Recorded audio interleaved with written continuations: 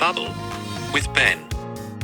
This podcast is recorded on the lands of the Wurundjeri peoples of the Kulin Nation.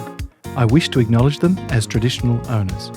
I would also like to pay my respects to their elders, past and present, and Aboriginal elders of other communities who may be participating today. Welcome to the Babble, Germán Brito of Fire Roots. Thanks for coming on the show. Thank you so much. Thank you for inviting me. Oh, you're very welcome. Look, I've wanted to have you on the show for ages. We've had a bit of a 6-month break here at Babble with Ben because I've just been overwhelmed with university work. But you were on the top of my list for when it starts again. So it's good to have you on. Thank you so much, mate. I appreciate it. That means a lot. Thank you. Hey, so we were going to talk about your latest single with your band Fire Roots, right? It's called Leave You Behind. Came out in October. Yeah. Yeah, so what do you want to tell me about it? Oh, well, it's our latest single. I am very proud of how the song came out. I think the band is actually starting to find its own sound. That song is a great representation of what we are, and it's actually doing great. So, the song's been out for about 2 months, and it's already our best single so far in terms of good numbers. So it's actually good to see, a boost of self-confidence and self-esteem right there. Oh, look, sometimes those numbers on the screen, you try not to get obsessed with them, but sometimes the numbers on the screen can make you pretty happy. Yeah, they can. It sounds petty, but, that's the way it is. Oh, look. How would you describe the sound of Fire Roots? I've got a couple of things I could call it, but I'd like to hear yours. Okay. Look, it's hard. Yeah. I don't know how many people you have had in this chair saying, oh, my band, everybody brings a different vibe and we come from different worlds. But in Fire Roots, that's actually the case. Like, we're all great mates. We love each other. We don't listen to the same stuff. We try to find these pockets of music where everybody can kind of agree on. But at the end of the day, it's just such a, interesting mixture of flavors because we are not really from the same scene. And I decide to see that as a blessing, but it's a little bit of a curse as well because it's really hard to place us in niches, in scenes, in cliques. I don't know. I feel like we are always the odd band out at every gig and everything. And, so I think that we are alt rock. I would agree, yeah. We definitely have some sort of a Latin, South American vibe just because of culture, where we're from. But yeah, we take stuff from punk, we take stuff from funk, we take stuff from new metal. So it's really hard to put it into words. I guess it goes into the alt rock umbrella by default, but there's so much going on, so much happening. It's hard to put into words. Absolutely. Yeah. I mean, because I think there's yourself and there's another singer, or are you multi-tracking? Yes, the band has 2 singers. So the one that you have been listening to our songs is my mate Pablo, who has another band called The Sinking Ship. So we try to do a little bit of a dual vocal thing going on. I am a big fan of a band called Taking Back Sunday. It's an emo pop punk band, whatever you want to call it. And, their thing is this, back and forth with vocals and independent melodies that go over the other. Emery is another band that I love that does that. And I don't know, that's always been something I wanted to pursue in my music, and that's the way I write. Even when I'm writing for things, solo projects, it's very hard for me not to try to do those overlapping sort of vocals. That's also that in the mix. Absolutely. No, I could hear that pop punk. I'm like a 90s kid, right? Okay. And so I was going to say, I can hear a bit of Blink-182 in there. I can hear a bit of like System of a Down in there. I can hear a little bit of Even at the Drive-In maybe as well. So I was definitely checking that alt rock reference, and that sort of 90s sound too, which is really back in fashion again. So yeah, luckily I don't think that's something that we are doing like, let's ride this wave of the 90s revival thing. But that's the way it's coming out, and I'm very happy that, it's coinciding with that wave. It's not intentional. I've tried to do intentional things in the past. It's not working out. Yeah, chasing the trends. If you chase the trends, by the time you've caught up, it's moved again. So, you've got to do the stuff you love and then you take it from there. Hey? Yeah. Hopefully anybody will care. So it was Pablo that was in the band as well? Who was the other guy's name? So the band was formed by Carlos and myself. So Carlos is the lead guitar. So, he's a legend. We started the band together during the pandemic. Oh, yeah. We skip a few rules. Everybody did, yeah. And we recorded the first 4 singles on his garage. Yeah, great. And in the beginning, it was just, him and myself, and we didn't have a drummer, a bass player, anybody. How did you and Carlos meet?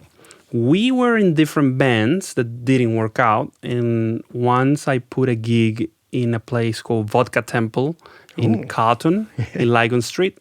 I was in a band called The Killing Lights that played like 2 gigs or something. And he was in another band called Kachai. And we met in that gig that I organized.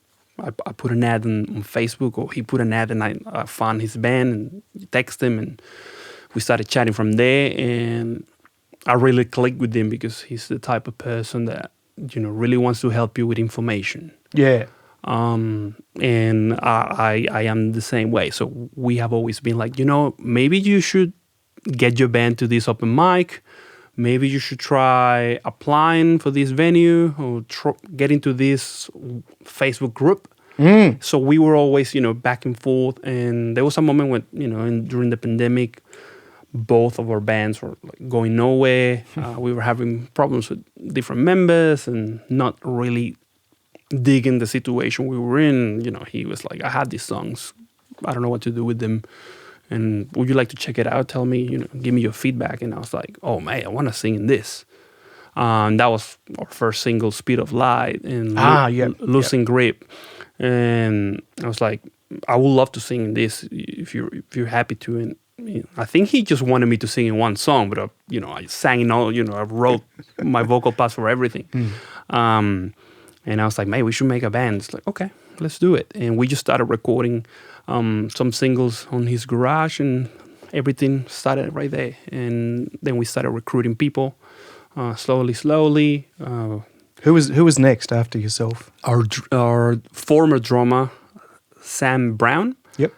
He also plays in This Sinking Ship now. He's a legend. We recruited him on maybe Melbourne musicians or Melbourne people in a band looking for musicians, or musicians looking. That group? It's like it has like the longest name in the world.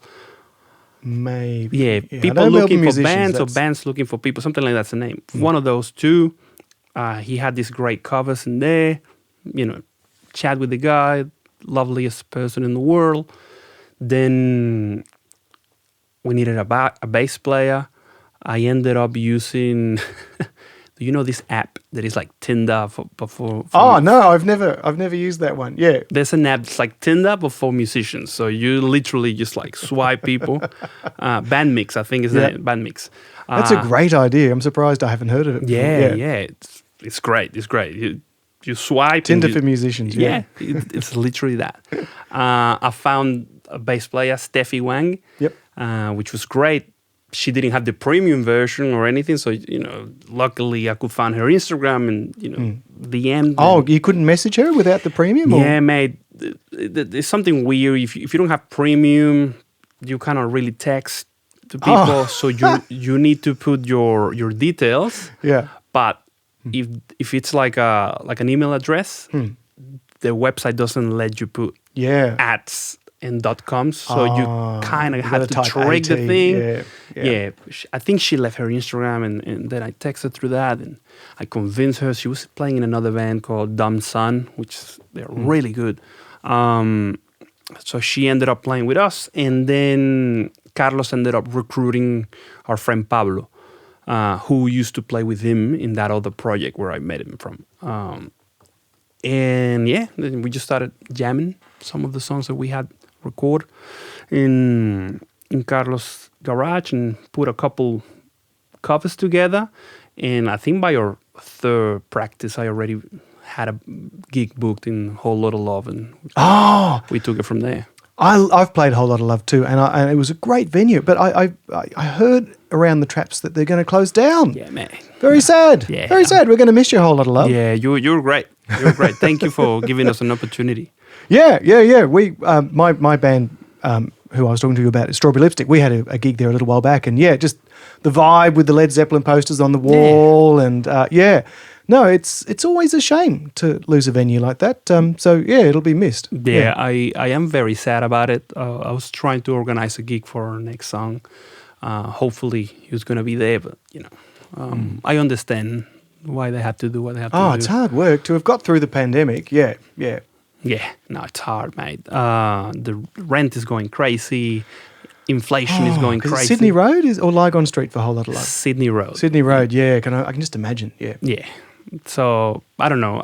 I just hope that at least we get another music venue in the same spot. But who knows, Who knows what's going to happen after that. Yeah. And so you got Carlo and you got Steffi on board? Yeah. And then was that when Speed of Light came out? Or? Yeah. As soon as we got the band together, we put the song out, we organized a gig, and I just started trying to book gigs like crazy. And that was really the beginning of the band, yeah. How do you go booking gigs? Like, how do you go about finding supports and knowing which venues and figuring all of that sort of stuff out? Yep. Had you had some experience from that with your previous bands, or? Kind of. I organized 2 gigs. They were in that same venue, Vodka Temple, because somebody that I used to play with, he had a bachata group. Do you know what bachata is? No. It's like a Latin American music genre. Oh, yeah. So they did like dancing lessons in there. So he kind of knew the manager. So, he gave me the phone number and I talked to them, and, we took a chance and put some gigs there on Thursday, and it worked from there. But it's hard, mate. A lot of the things that I've been doing have kind of been like in the dark. Yeah. I'm blindfolded, just, throwing darts and, seeing what sticks. Yeah, man. Hopefully I won't hurt anybody with the darts and I won't get sued. But that's what I've been doing, mate. Just, I don't know, just sending emails like crazy, finding things on Facebook. I did a spreadsheet. Oh, really? Yeah. And I put the venues there, and I put the email address and the venue manager, and I write if they reply or they don't reply, or Yeah. So hopefully that information will be helpful in the future, or I can help anybody with that. But that's how I kind of been doing things, and just a lot of research. Yeah. How did you find the responses from venues were as a new band? Like, you might have an Instagram, you might have, 50 followers or something like that when you start out, right? Yeah. You guys have come a long way from there. But how did you find that? Like, you'd hit people up, and I guess you would have like a preview of the single that you're releasing maybe? Well, at some point I was just sending like SoundCloud links because the songs were in the platforms, because especially when you put your first song out, it takes a while because the platforms need to create your Spotify profile. For artists, yeah. So that takes a while, and your music's not out yet, so it's hard. That's why Whole Lotta Love's so great. They let us do it by just having a demo link in SoundCloud, and Sasha's a legend. But mate, I guess they don't reply to you, Who's this? Nobody. I'm not going to reply to that guy. So I just keep trying with the different venues. See who replies, who's interested, and I've seen some footage from you at Boogie Man Bar as well, down on Huddle Street. Yeah. That's another great venue for people that are starting out too. Like, I've seen quite a few of my friends play there now. So that's a place that I recommend. They are very, very friendly there. It's like a family-owned business, and it's great. They don't take any fees from the door. Oh, really? Yeah. You got to do your own door. Yeah. Well, that's good. That's fair enough if it's free. And that's a fee that you can take for the work that you're going to do. They do the sound. They don't charge you for the sound. They provide you the opportunity to record a video that is, pretty much like yourself. They have so many cameras there. They got one that is in the front, and they sucker for punishment. Those guys. They give you that at the end. They're great, and they have a great backline. The sound's always been good at Boogie Man Bar. Yeah. So there's comfy couches in the green room. Yeah, there is. Well, there's a lot of junk in there as well. It's hard to sit, but any band that is starting, I would recommend them to try, give it a shot. Try to bring people, advertise your gig, guys. Come on, don't be lazy. Yeah, drag all your friends, buy their T-shirt. Yeah. It's like, hey, come on, we got a gig. You'll be or maybe not. You've been doing this for a while, right? For how long have you been in bands?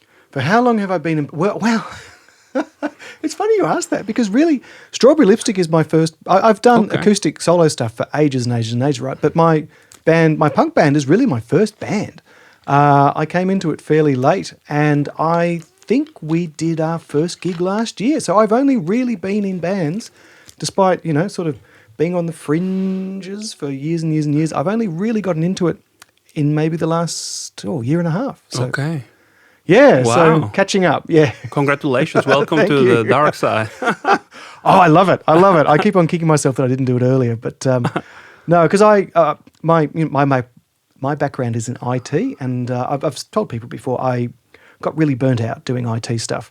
And so this is kind of my therapy for my inner child. It's like all these years looking at the people on stage going, oh, I wish that was me. And now it's like, hey, there might only be 2 people in the audience and they're from the support band, right? But they're loving it and I'm loving it. So that's great. Great. I love it. Whereas you sound like you've been in bands. When did Speed of Light come out? Speed of Light came out in 2021. 2021. Oh, okay. So that's at least 2 years now, isn't it? Yeah. Yeah. And your previous projects, they had some stuff out too? Or? I made a band called Knowing Less. Yep. Sounds like knowing less, no English. And I put 2 songs out under that name. Yep. That project didn't go anywhere, but the songs are available if anybody wants to check them out. And those projects that go nowhere are such a part of the story, though, aren't they? They're very important to build character. I don't know how those bands are like, this is my first band, and now they blow up. Yeah, they're playing festivals, they're winning arias. Yeah, I don't know how you do it. Like, how do you do it? Tell me.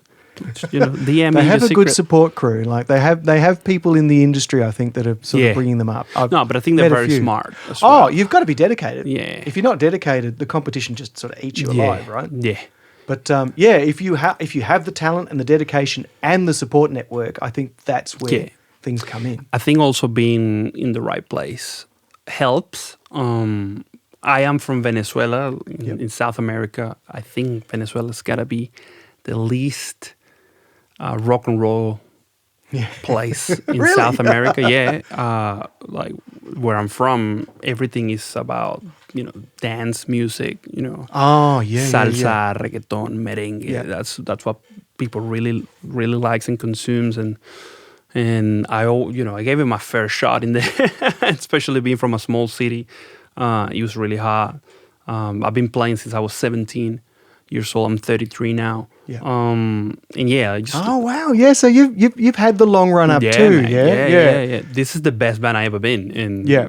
My band's pretty small, but at least I feel like I'm in a place where I can at least play once a month, which is I love. I love performing. I love Melbourne because it gives you those spaces and those pockets where you can go and express yourself, and there's a crowd for that.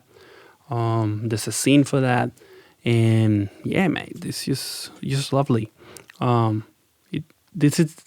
Music is like a drug. It's really hard. It's really hard to. It's hard to get off. You keep on relapsing. Yeah, man. Yeah. Sometimes I'm with my partner, and she can tell that I'm like working a song out. We're having a walk, and I just I'm silent for 2 minutes, and she knows that I'm working something out. Oh, how's that melody? How's that lyric? Yeah. Do you sing in the shower? No. Oh, not really. You're good. Not really. Not really. I get told off for singing in the shower at night. Like if lights are off in the bedroom and I'm singing in the shower, it's... Oh, okay. Well, not my own music. I like to blast my phone and, listen to some stuff when I'm having a shower, but that's not my most creative moment. It's usually when I'm doing something arbitrary. Like, I'm going for a walk with the dogs. Yeah. That's like, right when I have 2 dogs and I have one dog in one hand and not kind of write anything with my phone. That's when like the idea clicks. Or when I'm driving and I cannot write anything down. That's when I'm the most creative. So I hate it because I cannot record anything of the ideas that are coming out. But yeah. I find just before I'm about to fall asleep, I get these great like lyrical ideas, and I'm like, oh, I really don't want to get out of bed, but I don't want to lose this idea. And then you just get down this like phone sort of rabbit warren for half an hour later. It's like, oh no. Yeah, mate. Yeah, I sleep with my phone next to me just so I can. I like to chuck some lyrics just before I'm going to bed. That's one of the moments when I'm the most productive for some reason. I don't know, with age, lyrics have become harder. I don't know, what's your process? Are you the lyricist for your band? I am the lyricist for the band. Well, for the most part. No, Jackson writes some of the songs. I generally, with my band, they will present like the instrumental to me. Okay. And then I'm just like, okay, cool. Well, I've got to sort of, put the icing on the cake almost. And so a lot of the time, I have to, it'll be like, as they're warming up or on the drive or in the tram in, right? Like actually a lot of my lyrics come when I'm on the tram heading into the recording studio, right? And I'm like, oh shit, if I turn up with no lyrics, right, and no melody, this is going to be bad because they're just going to like be really shitty at me. And so, a lot of it's just like that adrenaline of like, okay, I've got to, because I need to have deadlines for things. I don't know whether you're the same. I need to have a deadline. Otherwise, it just kind of waits until it's perfect, and of course it's never perfect, right? Yeah. But that's kind of my process. I wait till the adrenaline flows. I'll usually get like some ideas. There's usually like a little bit of a mental landscape when I hear the song, and then it all comes together as we're recording it. It all comes together, and sometimes it's only really like the lyrics will be in place. Like I do that terrible thing where you just sing the same verse again and again in songs sometimes, and sometimes the second verse only comes to me like as I'm sitting there in the recording studio. We'll rehearse with that one verse again and again and again. Yeah. But how about yourself? Like, how do you find your process for writing? You've got the dogs there. You're on the walk.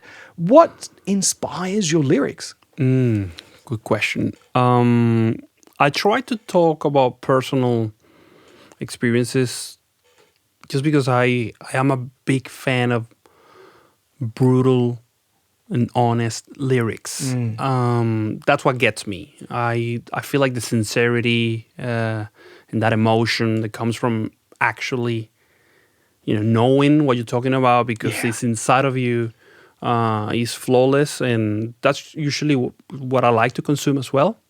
I'm not the greatest storyteller. I would like to be, but I'm not. That's not my strength. So I usually try to talk about the things that I'm feeling, the things that I'm worried about, the things that are affecting me, which sounds a little bit, like whiny, but... I think everyone does that. I'm the same. Yeah, music is my therapy in a lot of ways, right? Yeah, but that's my process. Music is my therapy.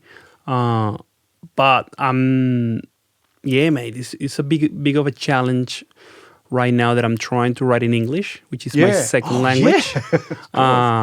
And because Fire Roots, I from what I was listening, there might be like a refrain in Spanish. That's correct. But then I was going, oh, Spanish is it Portuguese? I don't know. Seemed too silly. I was like, no, he's north of Brazil. That's good.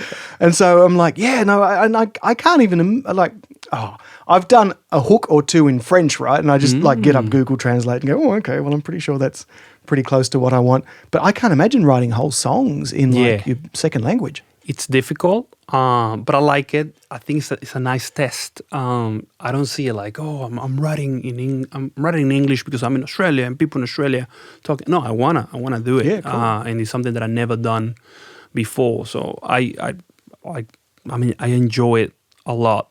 But I really like to put some Spanish stuff because that's what's natural to me.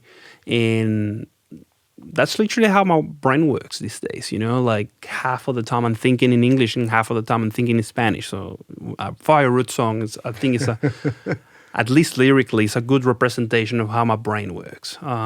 It's just that juxtaposition. Sometimes I'm talking to my mom and, I struggle to finish a whole sentence in Spanish because I'm so used to speaking in English. But when I'm talking in English, sometimes I really need to, think and translate what I want to say. So it's very interesting. If you stub your toe, do you swear in English or Spanish these days? I think still Spanish. Yeah. That's the test. Yeah. Still that. But with the process, something that, I've been trying to ask every artist I meet about the lyrics process, because I'm very interested in how with age you will think that it becomes easier because it's a muscle, right? Songwriting is a muscle and you exercise it. And like any muscle, the more you exercise, the easier things are to execute. But with lyrics, I just find that that's not the case. I find that writing music, I get my guitar, I get the bass, I'm getting better. I'm making a song on whatever, I use Reaper. Oh, really? Yeah. That's the one I like. And I'm getting much better and much quicker at putting a demo together. But with lyrics, it's just not the case. Every year it gets harder. I feel like I'm more selective with what I want to say, but I also less, what's the word? Like my standards get higher. Oh, you're growing as an artist, yeah. And you will think that that's going to come more naturally, but it's just not. So lately, my process, going back to your original question, is that I just listen to the demo like 7 million times on repeat. When I'm cleaning the house, when I'm mowing the lawn, when I'm driving, until the words start coming out. And it's a pain, but that's the only way that I'm gonna be able to get what I want to get out of the thing. I don't know if that's the way for you. Oh, it only happens out of panic. Like there are definitely ideas that happen as I'm doing those things. Like, that's it. Deadlines. the dishes are. I don't have a dishwasher, right? And so for ages I was like, oh, I really wish I had a dishwasher. But the dishes are almost like a bit of a meditation for me these days. It's kind of like, okay, well, look, I'm doing the dishes. I always have a Bluetooth speaker. I can't do the dishes unless my speaker is there, and I listen to music. And quite often, I'll hear something from someone else. I listen to a lot of instrumental music, a lot of like electronic music, but every now and again, it'll just trigger something, and I'll be like, oh, okay, cool. The news always gets me. I mean, for Strawberry Lipstick, we focus. I tend to bring like these themes of sort of environmental collapse and just sort of the injustices of of the way society is at the moment. I find that as I'm older, sort of reflecting back on your statement there, when I was a teenager, when I was in my early 20s, it was always interpersonal. It was always like, oh, I've met this new person, I'm in love. Oh, we've broken up, I'm heartbroken. It's all their fault. That sort of stuff, right? Whereas now, I've been in my relationship now for nearly 19 years, more than. Congrats. So, thank you. And so now it's kind of like, oh, okay, well, I can't sing about that sort of teenage heartbreak anymore. I've got to think of the bigger picture stuff now. And so it's like, okay, well, what's happening in the world? Like if you take the Middle East, for example, right? Like that affects me. Like I watch the news and I go, wow. And even though I feel like I've got very little power over that situation, right? Like I certainly like to think about how it affects me. And I don't know whether maybe that's the same with you. Do you find that you think about when you sing, right? I noticed that a lot of it is sort of, you're almost, for one of your songs, I almost felt like you were singing to yourself. You were reassuring yourself. Yeah. Your stuff seems very interpersonal rather than like perhaps like themes. Yeah, that's correct. That's the song What If.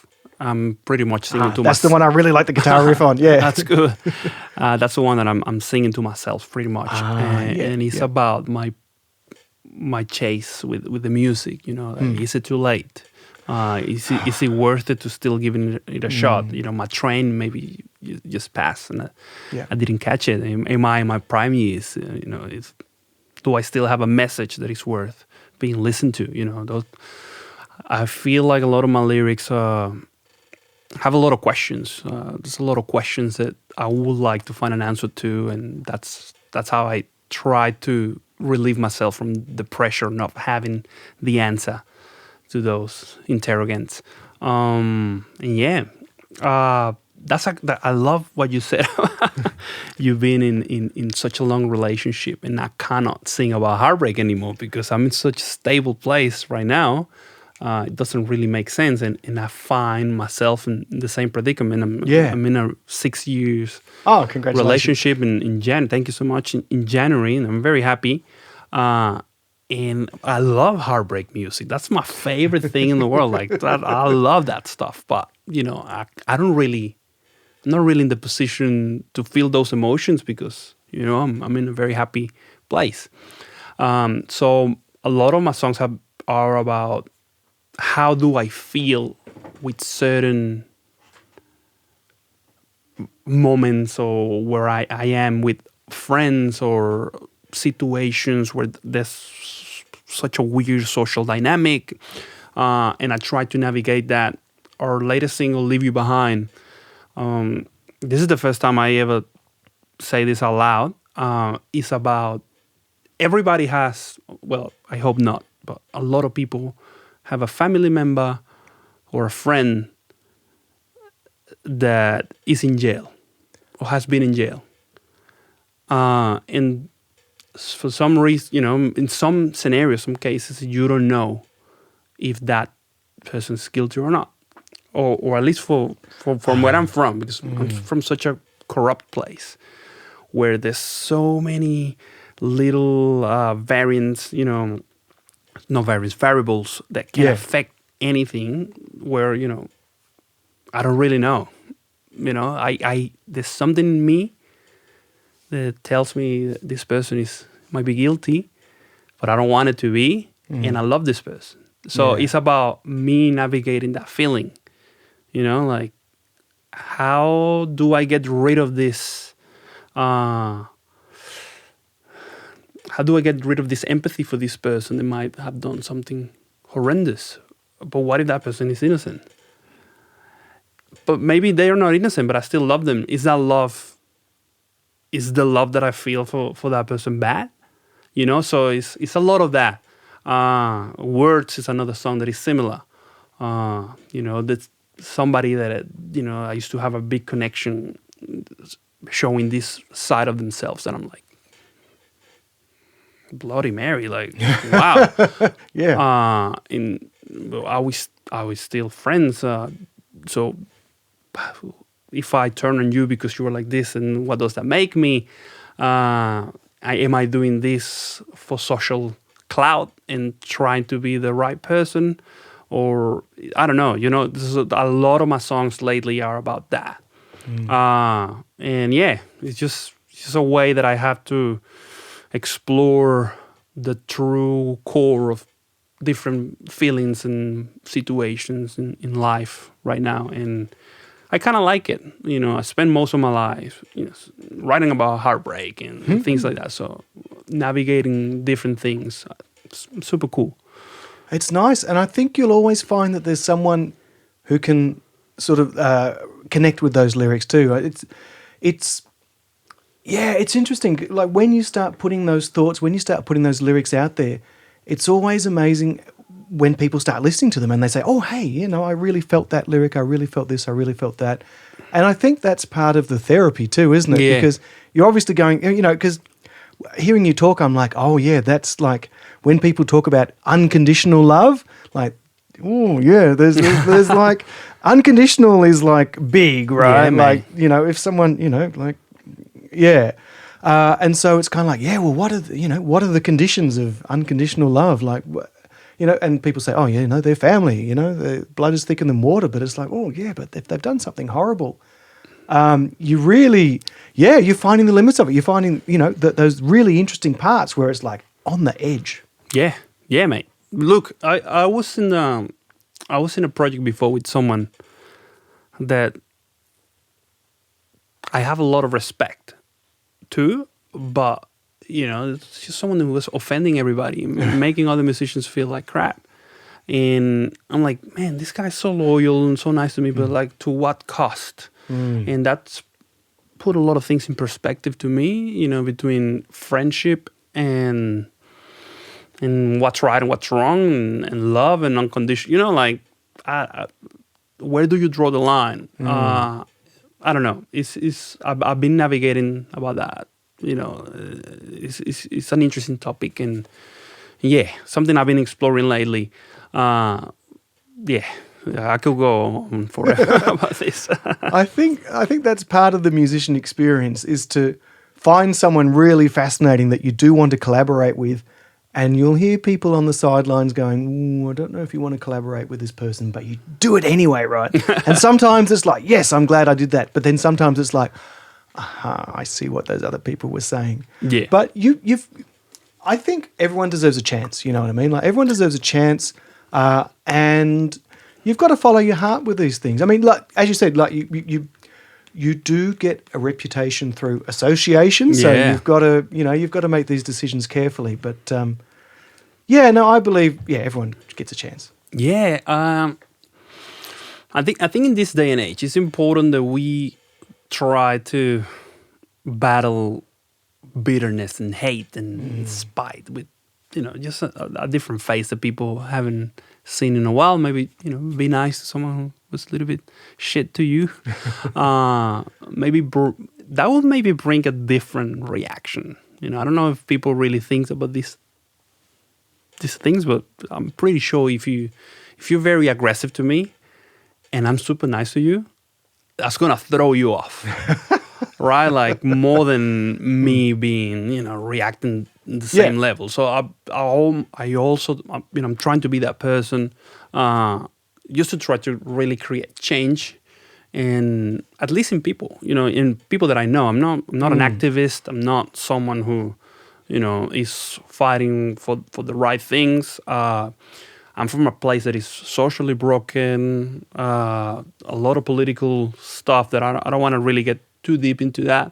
But living for so long under those circumstances, I feel like I'm a little bit desensitized to some of the things that happen. And, I want to change that. I want to be more empathetic. And I feel like I'm slowly changing from that trauma that I've been living. It's been so intense. But I that's something I'm, working on.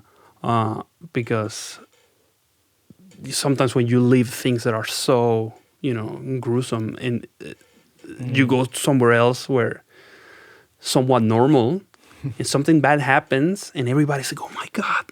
And you're like, oh, that was just a Tuesday for me. Like, I don't know what the big deal is. I grew up in Venezuela in the 2000s, mate. Yeah, so it's not a big deal, mate. But I'm starting to like, okay, no, we gotta change that, it's all part of the healing process. So I'm very happy here, and I think this has been a great change for me, and Melbourne's a great place because I'm learning so much from everybody. You look happy, and you've chosen the right place to have a music career as well. Like Melbourne, I take it for granted. I still take it for granted just how lucky I am to be in Melbourne, where a whole lot of love's closed down, but not closed down, but is on its way out. But there are still so many there. There's so much to choose from. There's so many other musicians that are there to support you as well. And it's really lucky, and it's good to have you as part of the scene. Thank you, mate. And I really feel welcome with your space. Like, thank you. Going back to the questions, like, how do you navigate and send emails to venues? It's all I don't feel part of the scene still. The band's been going for 2 years, and we have played 22 gigs till this point. We have put 6 songs out. There's a 7th coming the next year. I organize most of the gigs myself. I advertise everything. I book the bands. And I still don't feel part of the scene. I still feel like an outsider. But it's things like this, you know, being with you, Ben, it's great. You know, I feel welcome. I feel like I'm part of something, you know. So thank you for having me here, mate. And speaking about the song that we're putting out next year. Oh yes, now is that Leave You Behind? Is that no? Leave You Behind just came out. That's the one that's just come out. Yep, that was October. Now you did mention the name of the new one, but I didn't write it down. It's called Worth Your While. Worth Your While. When's it out, mate? I'm aiming for the end of January, beginning of February. Is it recorded? It is recorded. It's mastered.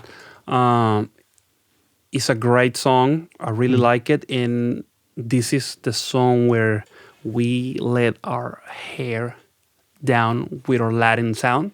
Yeah. Cool. So anybody that likes the Latin side of our music, you're going to have a blast with this song. It's very funny. I explore comedy for the first time in songwriting, exaggerating the experiences of dating an Australian person when you are a broke student from overseas. So hopefully, you know, when this is out, the song won't come, too later after that, and people will enjoy it.